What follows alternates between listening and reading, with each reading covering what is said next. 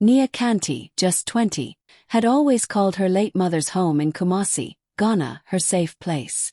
It was the only space that still smelled like her mother's love, filled with memories of laughter and warmth. But everything changed when her father remarried. Madame Salma moved in with her two spoiled children, Ao and Talia, and suddenly the house didn't feel like Nia's anymore. That morning, Nia was in the kitchen, tying her apron, humming softly as she prepared breakfast for herself, when Salma appeared in the doorway, holding a neatly printed paper. "From next month," Salma said, her voice sharp and cold, "you will pay $900 to stay in my house." Nia froze mid-step, staring at the notice as if it had burned her eyes. Her house. My house. She thought, disbelief twisting her chest. Ao leaned against the counter, smirking. "Maybe now you'll learn your place," he sneered, the words dripping with mockery.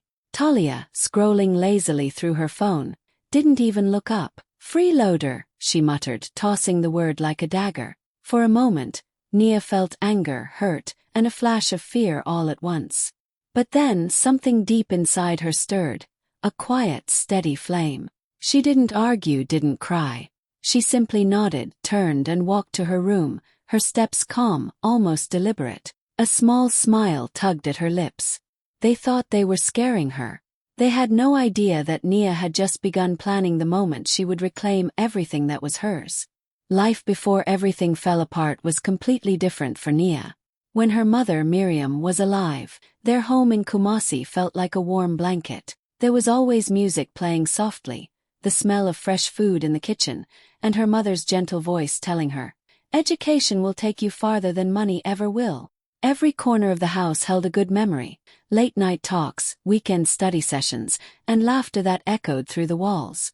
But when Miriam passed away, it was like the light in the house went out. Baba Kanti, once a loving father, became distant. He walked around like a man carrying a storm inside him. He stopped paying attention, stopped noticing things, and he was suddenly so easy for others to influence. Nia tried to pull him back, but grief had already swallowed him. Then came Salma. She arrived with her heavy perfume, expensive wigs, and a smile that never reached her eyes. The day she stepped into the house, everything changed. She didn't just enter the home, she took over it. Baba started listening to her every word, and within weeks, she was acting like the queen of the place. Nia felt the shift immediately. The home that once felt safe now felt crowded and tense. Ao and Talia treated the house like a playground while Salma barked orders as if Nia were hired help. At first, the changes were small. "Nia, wash the dishes. Nia, sweep the hall. Nia, why is the kitchen dirty?" But slowly the list grew longer. Suddenly, she wasn't allowed to rest in the living room past 7 p.m. She couldn't eat before everyone else. She had to cook for the whole family, clean all the rooms, and run errands like she was invisible. Baba never defended her. He just looked away, too lost or too tired to confront anything. The saddest part was how fast Nia's place in her own home faded. One day, she walked into the living room and heard Salma whispering to a neighbor, "Oh, Nia, she helps around the house. She's like our little maid." Those words crushed something inside her. This was her mother's house, her childhood home, and now she was being treated like she didn't belong there at all. But even while she scrubbed floors, cooked meals, and swallowed insults, she held on to one quiet strength inside her. Miriam didn't raise her to be weak, and the day would come when she would prove it. The rules started slowly, little demands here and there, but soon the house felt like a prison built by Salma's voice. Every morning, Nia woke up to a new command waiting for her. "Nia, cook breakfast for everyone. Nia, clean the bathrooms. Nia, mop the hallway." It never ended. Salma didn't ask. She ordered, as if Nia were a servant living rent-free in a house that actually belonged to Nia's own mother. One evening, Salma gathered everyone in the living room like she was running a company meeting. She crossed her arms and said, "From now on, these are the rules." Her voice was sharp, cold, final. Rule 1. Nia must cook every single meal. Not just breakfast, everything. Even on the days she came home tired from work, she had to stand in the kitchen while Salma and her kids relaxed on the couch. Rule 2. Nia was responsible for cleaning all the rooms. Even Ao and Talia's messy bedrooms, where dirty clothes were everywhere and food wrappers covered the floor. Rule 3. After 7 p.m., Nia was not allowed to sit in the living room. "This is our family time," Salma said, as if Nia wasn't part of the family at all. Nia had to eat alone in her room while they watched TV and laughed loudly downstairs. Rule 4. She had to pay for groceries, while Ao and Talia contributed nothing. They woke up late, ate half the food in the house, complained about everything and went back to sleep. They acted like royalty, expecting Nia to clean up after them. Ao made things worse. Almost every day, he found a way to insult her. "You're only here because my mom is generous," he would say with a smug smile, as if she should thank them for breathing. Talia gave her dirty looks and whispered rude comments whenever she passed by. The worst part, Baba stayed silent through it all. He didn't defend her, didn't question the rules, didn't ask how she felt. His silence hurt more than their insults. But Nia stayed quiet, not because she was weak, but because she was paying attention. She watched everything, learned their patterns, listened to their arrogance. She swallowed every insult like a stone, letting it sink deep but not break her. Inside her heart something was building. Not anger, something stronger. Plan. One that would turn every cruel rule into their biggest regret. When Salma left for her weekend spa trip, dragging her suitcases out like she was the real madam of the house, Nia finally felt the air loosen around her. For the first time in months, the house was quiet. No shouting, no orders, no footsteps from Ao or Talia. Just silence. The kind she hadn't felt since her mother died. That silence pulled her toward her mother's old room. Nia hadn't stepped inside in a long time. The door creaked softly as she pushed it open, and the familiar smell of lavender hit her. It almost made her cry. She walked slowly, touching her mother's scarf on the chair, the picture frame on the dresser. Everything felt like a memory waiting to speak. Then her eyes landed on the old safe hidden behind the wardrobe. She remembered her mother opening it years ago, telling her, "Important things stay safe, Nia. One day you'll understand." With shaking hands, she tried the code she remembered her mother using. Her birthday. The safe clicked open. Inside was a sealed envelope with her mother's handwriting. Seeing her name written so lovingly made her chest tighten. She opened it carefully. The first document made her blink twice. It was the official land deed, with her name printed clearly as the sole owner of the house. Not her father. Not Salma. Her hands trembled as she pulled out the second paper. A bank certificate. The numbers almost didn't register at first. $1.3 million. Her mother's inheritance fund. Still untouched. Still hers. For a long moment, Nia just stood there, staring at the papers as her heart pounded. The truth washed over her slowly, then fiercely. Salma wasn't the owner. Salma had never been the owner. Salma was a squatter pretending to be queen. All those insults, all those rules, all that humiliation. In Nia's own house. A small, dangerous smile grew on her face. Not the polite smile she always used. A real one, powerful one. She folded the papers back neatly, closed the envelope, and whispered into the quiet room. Time to clean the house. And for the first time in a long time, she felt her mother beside her. Proud, strong, and ready to watch her daughter take everything back. Nia sat across from attorney Quibina Teta, feeling both nervous and hopeful. She had never hired a lawyer before, and her hands kept fidgeting with the zipper of her bag. The small office smelled like old books and fresh coffee, and the calmness in the room felt completely different from the chaos she had been living in at home. Quibina, a man known in Kumasi for his sharp mind and quiet confidence, adjusted his glasses as she slid the documents across his desk. He opened the envelope slowly, reading each page with steady eyes. The more he read, the more one corner of his mouth lifted, until he finally looked up at her with a smile that carried power. "Miss Nia," he said, tapping the deed gently, "they have zero legal right to be in your house. Not even 1%. His voice was calm but deadly, like a man who knew the law inside out, and knew exactly how to use it. Nia felt a rush of relief she hadn't felt in years. All the pain, the insults, the chores, the humiliation. Suddenly it wasn't just suffering. It was evidence. It was fuel. Kwabena continued. Your mother protected you more than you know. This house is yours. The land is yours. And that inheritance fund. It gives us every tool we need. He leaned back confidently. You came at the right time. He immediately began preparing the eviction documents, typing with a speed that made Nia stare in awe. He asked a few simple questions. Dates, behaviors, names. And every answer she gave made his expression grow even more serious. This is not just illegal occupancy, he said. This is exploitation. When he told her the fee, Nia didn't hesitate. She took out the bank certificate and nodded. Use whatever you need, she said quietly. For the first time, she felt in control, like she wasn't the powerless girl they had tried to turn her into. Kwabena gathered the papers into a neat folder and stood up. Nia, he said, looking at her with a confidence she hadn't seen in anyone in a long time. When we're done, they will crawl. And they will leave your house with nothing but their bags.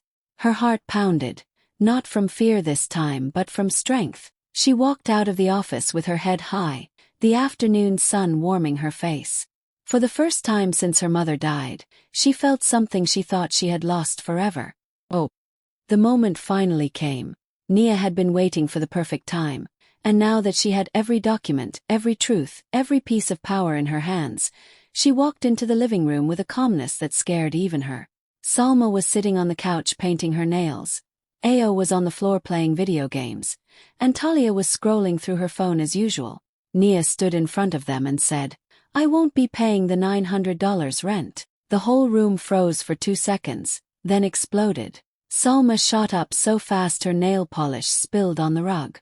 Then get out of my house, she screamed, her voice shaking with rage.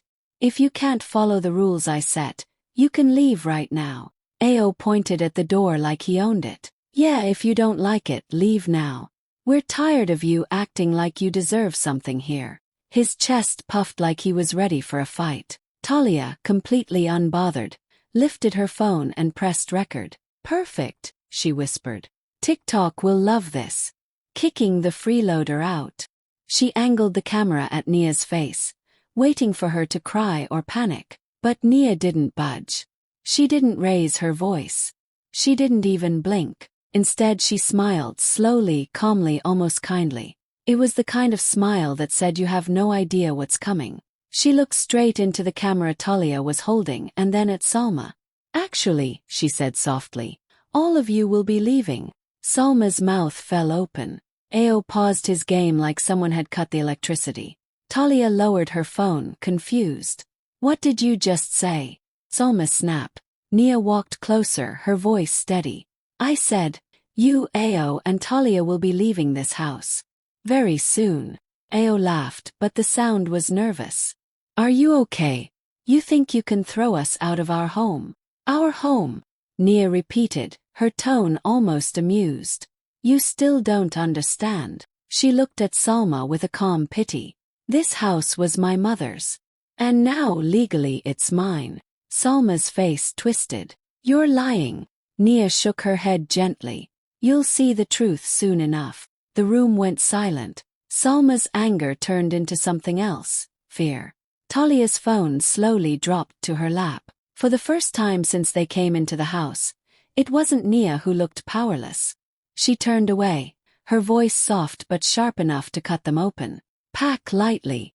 And she walked out, leaving them shocked, trembling, and completely unaware of the storm coming their way. The morning of the eviction started quietly, almost too quietly. Nia woke up before sunrise, her heart steady for the first time in months. She dressed slowly, sipping her tea while the rest of the house slept, completely unaware of what was coming. When the knock finally came at the door, it was firm, loud, and full of authority. Salma rushed out of her room in her nightgown, annoyed. Who is knocking like that this early? She snapped. Ao followed behind her, half asleep, and Talia trailed with her phone in hand, already recording like she always did. Nia simply stood in the hallway, her arms folded, waiting. She didn't have to say a single word. When Salma flung the door open, her face went pale. Standing outside were court officers, a sheriff team, and attorney Kwabena Teta, calm, sharp, and looking like he had been waiting his whole life for this moment. Good morning. one officer said politely. "We're here on official court order." Before Salma could even speak, the officer handed her a document. She snatched it and began reading. Her lips trembled. What is this?" she screamed. Kwabena stepped forward, his voice smooth. "Mrs. Salma, you and your children are illegally occupying Ms. Nia Kanti's property. You are required to vacate immediately." "This is my house," Salma shouted, waving the paper wildly. The officer didn't even blink. "Ma'am," he said calmly, "the deed says otherwise." Behind her, Ao's jaw dropped. "What do you mean? We live here. She can't do this." Another officer walked past them into the living room. "Start removing their belongings," he instructed his team. Talia's phone began shaking in her hand as she whispered, No, this can't be real." But it was very real. Soon, officers carried out bags, boxes, clothes, makeup kits, shoes, and all the things they had treated like trophies in Nia's home. Ao tried to grab his gaming console, but an officer stopped him gently. "Sir, please step aside." Ao's eyes filled with tears. "This is crazy. We're being thrown out because of her," he yelled, pointing at Nia. Nia didn't react. She just stood there, her face calm, almost peaceful. Talia sat on the ground outside, crying loudly as her ring light and camera tripod were placed next to her. Salma tried to push past the officers. Baba, she screamed. "Tell them to stop. This is your house." But Baba Kanti, standing in the corner, silent and ashamed, could not say a word. And for the first time, Nia felt the house breathe again, free of the people who had tried to break her. The home was finally hers, just as her mother had intended. The whole neighborhood woke up that morning to the loud shouting coming from Nia's gate. Within minutes, people poured out of their houses, some still in slippers, some holding their morning tea, all curious to see what was happening. Phones were already in the air, recording every second. Salma was standing in the yard, hair messy, voice shaking with rage as officers carried her suitcases outside. She kept pointing at Nia as if Nia had committed a crime. "This girl tricked us," she screamed, her voice cracking. "She planned all this. She wanted to destroy my family." But no one looked convinced. People had seen how Salma treated Nia for months. They had heard the shouting, the insults, the complaints. One woman from across the street stepped forward and shouted, "You treated her like trash. Now look at you."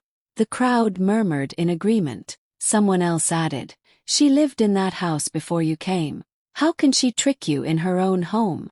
Salma tried to yell back, but her voice drowned under the sound of neighbors laughing, whispering, recording, and sharing the whole drama online. Ao's face was red as he tried to hide behind a suitcase, while Talia covered her face with her hands, crying and begging the officers not to touch her things.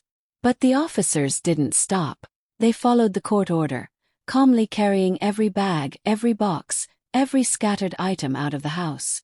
And every second of it was being filmed. Kids climbed on small stools to see better. Women whispered to each other, "After all the stress she gave that girl, she deserves this." Some even clapped when Salma started blaming the officers. Within an hour, the videos were already spreading on TikTok, Facebook, and WhatsApp. Comments were exploding. "Stepmom tried to charge rent on the real owner. Karma hit fast." Another said, "Imagine trying to bully someone in her own house." People in the neighborhood kept watching Nia, waiting to see if she would gloat or shout. But she didn't. She stood at the doorway, calm, steady, almost glowing, like someone finally breathing fresh air after years underwater. Her silence made everything even louder. The whole street now knew the truth. Nia wasn't the weak girl they thought she was. She was the one who kept quiet, endured the insults, and then ended the whole game with one move. By noon, the headline spreading everywhere was simple. "Stepmom evicted by daughter she tried to charge rent." And for once, the world was on Nia's side. After the eviction, the house felt strangely quiet, almost too quiet. For the first time in years, Nia could hear herself think. She walked from room to room slowly, touching walls, opening windows, breathing in the peace she had nearly forgotten.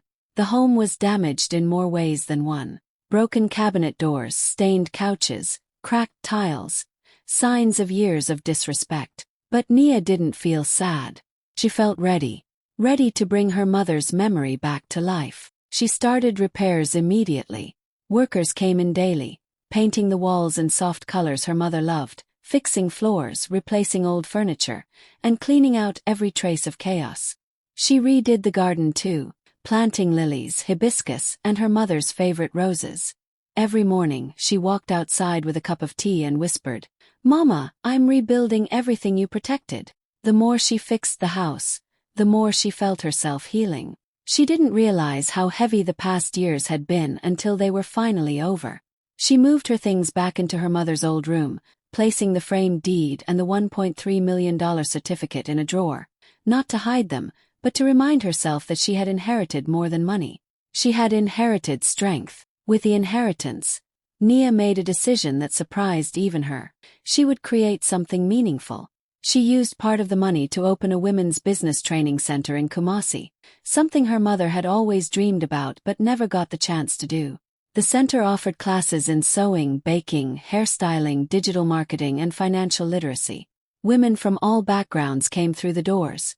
Single mothers, young girls with big dreams, widows, and women trying to start fresh. Every time Nia watched them learn, she felt her mother's spirit standing beside her, proud. As the center grew, so did Nia. She learned leadership, confidence, and the power of using her story to inspire others. She no longer needed her father's approval or his attention. The emotional ties she once held onto so tightly dissolved on their own. She loved him, but she loved her peace more. She stopped waiting for him to choose her. Her life became calm again. She woke up smiling. She slept without fear. She cooked without being insulted. She walked through her home without being ordered around. She finally felt like herself again, strong, soft, and sure. One evening she stood in the doorway, looking at her glowing home and the garden dancing in the wind, and she whispered, "Mama, your girl made it." Weeks had passed since the eviction, and the house finally felt like home again. Nia had filled it with the warmth and love her mother had always given. One afternoon her phone rang. The name on the screen made her pause. Salma. When Nia answered, she could hear the sobs immediately. Please let us come back," Salma begged. "Ao has no job, Talia is sick, we have nowhere else." Nia listened quietly, her heart steady. She remembered every insult, every demand, every moment they had made her feel small in her own home. The anger and hurt she had swallowed for so long didn't explode. It had turned into clarity. "You taught me something," Nia said softly but firmly. "If someone shows you their cruelty once, believe them forever." She could hear Salma whimper on the other end, but she didn't waver. With one calm breath she ended the call. Nia hung up and walked slowly to the balcony. The city of Kumasi stretched below her, busy and alive, just like her own life. She looked at the sun shining on her restored home and felt a deep, steady peace settle in her chest. She whispered into the wind, almost like speaking to her mother. "Mama, I took everything back." For the first time in years, she didn't feel fear or doubt. The house, the inheritance, her life, it was all hers. And more importantly, she had her freedom, her strength, and her peace. The past had tried to break her, but now she was unshakable. Nia smiled, knowing that this was only the beginning of a life lived on her own terms.